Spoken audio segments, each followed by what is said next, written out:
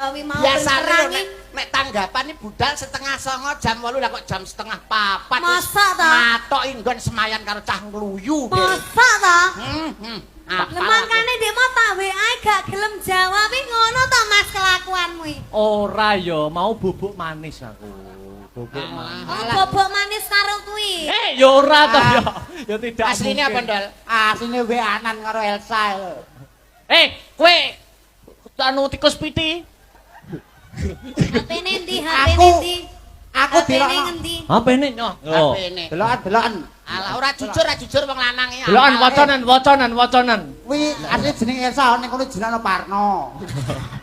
Ben ora konangan. Ben konangan. Apal aku model-model ngono kuwi. Lakuane dalang-dalang ngono kuwi. Lagi. Lagi. Iki sayang iki. Loh, sayang ki sama. Nah. Ndi kene. Kene. Kene.